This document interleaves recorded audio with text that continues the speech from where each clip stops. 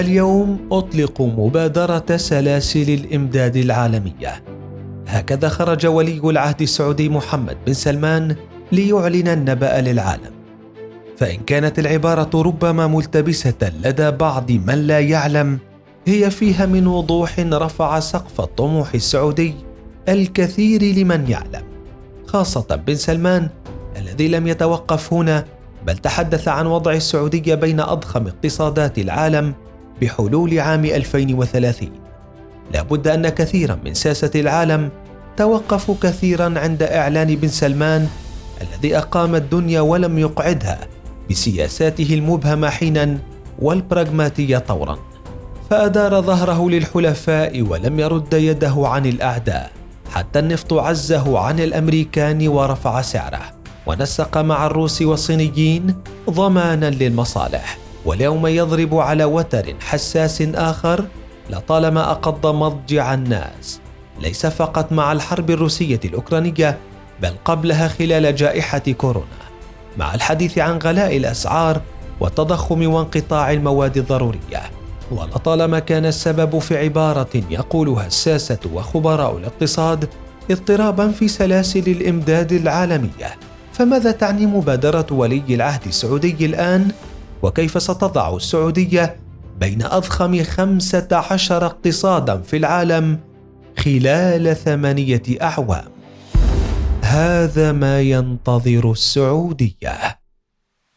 بداية لفهم مشروع بن سلمان لإيصال مستوى الاقتصاد السعودي إلى مراحل ربما لم تخطر يوما على بال عربي أو أعجمي، لابد من التعرف على المعنى المبسط لسلاسل الإمداد العالمية التي يمكن النظر إليها على أنها شبكة متصلة عابرة للقارات، تتشارك جميعها في تصنيع وبيع منتج أو خدمة قبل إيصاله للمستهلك، بحيث تبدأ سلسلة التوريد بتسليم المواد الخام من المورد إلى الشركة المصنعة، وتنتهي بتسليم المنتج النهائي أو الخدمة إلى المستهلك النهائي، ما يعني أن سلسلة التوريد هي الخطوات التي تتخذ لتوصيل المنتج أو الخدمة من حالتها الأصلية وصولا إلى العميل النهائي. وهنا يتضح أن بن سلمان يستهدف من مبادرته تحويل السعودية إلى مركز رئيس وحلقة وصل حيوية في إنتاج ومرور البضائع حول العالم، وهو ما بدا واضحا بكلام ولي العهد السعودي عندما تحدث عن هدفين رئيسين يتمثلان بتوفير واستدامة وصول سلاسل الإمداد لكل أنحاء العالم بفاعلية وبمزايا تنافسية عالية، مع تمكين السعودية من أن تكون بين أكبر 15 اقتصادا عالميا بحلول عام 2030.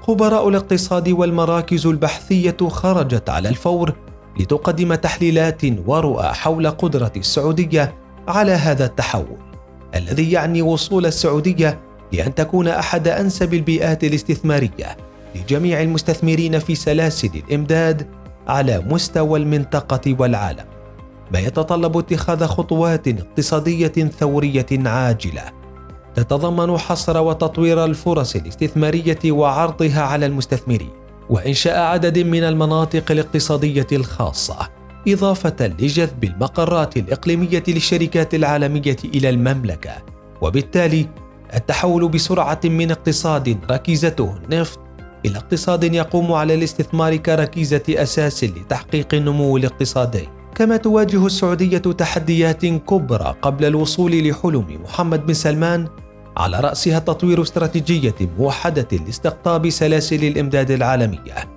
وهو ما أعلنت السعودية حقا عزمها على إقرارها قريبا بهدف جذب استثمارات نوعية صناعية وخدمية بقيمة 40 مليار ريال سعودي خلال السنتين الأوليين من إطلاق المبادرة. ومن أجل استقطاب المستثمرين تتجه السعودية نحو إقرار حزمة واسعة من الحوافز المالية وغير المالية للمستثمرين بميزانية تصل إلى 10 مليارات ريال سعودي. ملعب السعوديين. يبدو أن محمد بن سلمان درس بتمحيص كل ميزات السعودية قبل الإعلان عن عزمه لتحويلها لمركز سلاسل إمداد عالمية، جراء ما تتمتع به المملكة الخليجية الثرية من مزايا استثمارية بينها اقتصاد النفط الذي جعل السعودية أحد أكبر اقتصادات الشرق الأوسط. كما يبدو أن بن سلمان يريد اللعب على موقع السعودية الجغرافي، إذ تعد نقطة ربط استراتيجية في قلب 3 قارات. كما توفر السعودية للصناعات مصادر طاقة وفيرة جدا كالنفط والغاز. حتى في مصادر الطاقة المتجددة تعد السعودية بين أغنى الدول بها وخاصة الشمس. كما يتوافر في المملكة المواد الخام الأساس مثل البتروكيميائيات والمعادن، إضافة إلى السعر الرخيص والتنافسي لتكاليف مقومات الإنتاج الرئيسة مثل الكهرباء والغاز الطبيعي والعمالة. وعلى مستوى البنية التحتية قطعت السعودية أشواطا كبيرة حتى باتت بين أفضل الدول على مستوى العالم في الخدمات العامة كشبكات المياه والكهرباء والاتصالات، والبنى التحتية عالية الجودة والمتكاملة في مجال النقل والخدمات اللوجستية، وشبكات من المطارات والموانئ مع خطط طموحة لتوسعتها، إلى جانب منظومة مدن صناعية في جميع أنحاء السعودية، وهو ما سيتم رفضه بحسب مخطط محمد بن سلمان بمناطق اقتصادية خاصة تطلق قريبا. ولم تغفل المملكة الخليجية عن تطوير البنية التحتية الرقمية حتى باتت على مستويات عالية من انتشار شبكة الإنترنت والتغطية الواسعة لشبكة الجيل الخامس G5. وبالنظر إلى الموارد البشرية يمكن بسهولة معرفة أن نسبة التعليم مرتفعة في المملكة. كما تبلغ نسبة السعوديين ممن تقل أعمارهم عن 30 عاما حوالي 60% من عدد السكان، في وقت تعد السعودية مقصدا لهجرة العمالة إليها، ما يعني وجود عدد كبير من الأيدي العاملة التي تستطيع تغطية تحول السعودية إلى مركز سلاسل إمداد عالمية.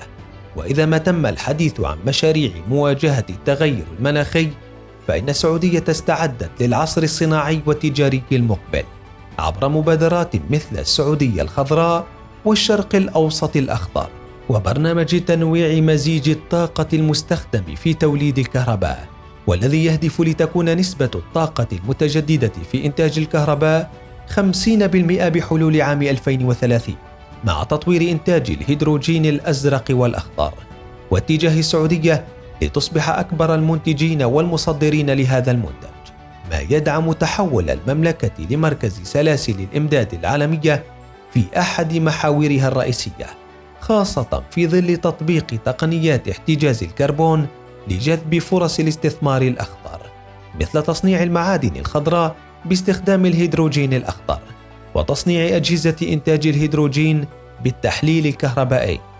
وأنت برأيك، هل ينجح بن سلمان بتحويل السعودية إلى مركز سلاسل إمداد عالمي ليضع السعودية بين أضخم اقتصادات العالم قريباً؟